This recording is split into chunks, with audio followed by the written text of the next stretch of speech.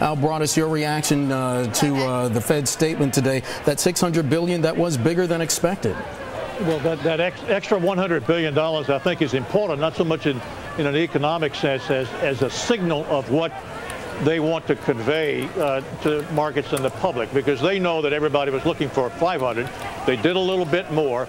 So it, I think, suggests that they want to add an exclamation point to what they're doing.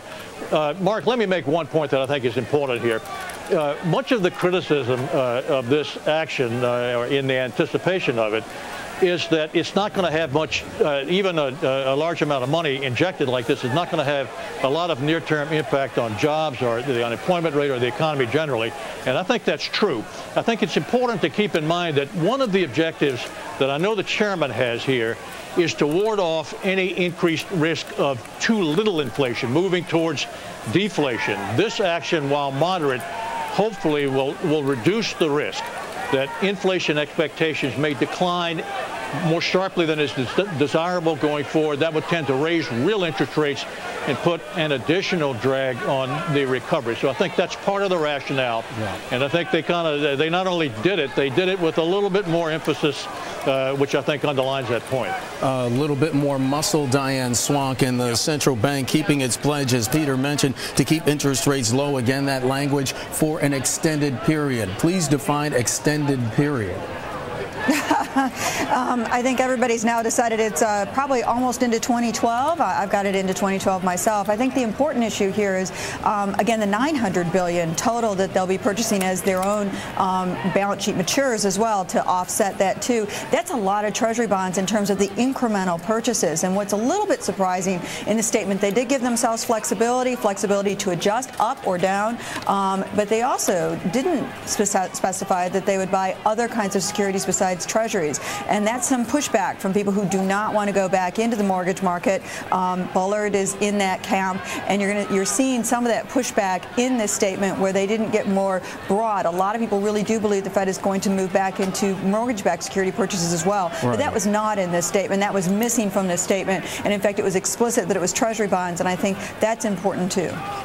John Richards, you wanted to get in here. Sure, I did. I think another important point that relates to something Diane said earlier is that looks like there was only one dissent. So the chairman, if that's correct, the chairman did not have to contend with three dissents, which would be alarming to the kind of consensus builder that Chairman Bernanke is. How alarming are we talking about? Well, I think it would cause him to rethink a little bit. It would be a constraint, but he didn't face that problem. Oh, believe me, there was more than one dissent at that meeting. Okay.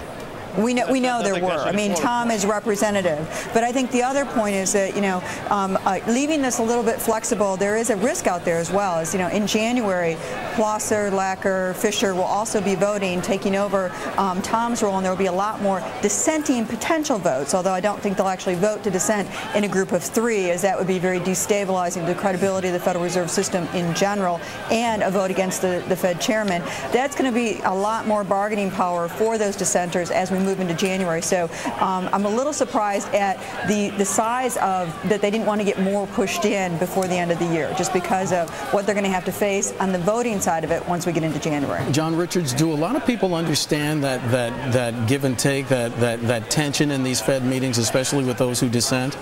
I don't think the general and how important it is.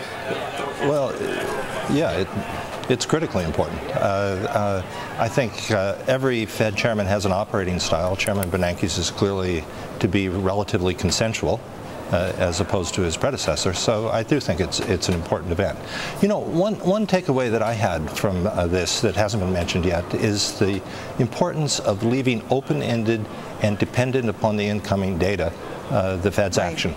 The Fed cannot afford to let long-term interest rates get away on the upside. And I think if they do, or tend to, I think you'll see them step up the size of the program if they need to. The worst thing that could happen is in trying to work on deflationary expectations, that process gets shorted out by a premature rise in long-term rates. Diane, I know you wanted to get in here, but let me get to Al Broaddus first, because we haven't talked to him in just a minute. Mr. Broaddus, the Fed's outlook going forward, what did you take away from their action today?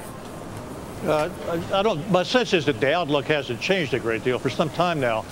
think the Fed, along with everyone else, has been dissatisfied with the pace of recovery. Their long-term mandate, of course, is to conduct monetary policy consistent with full employment and stable prices.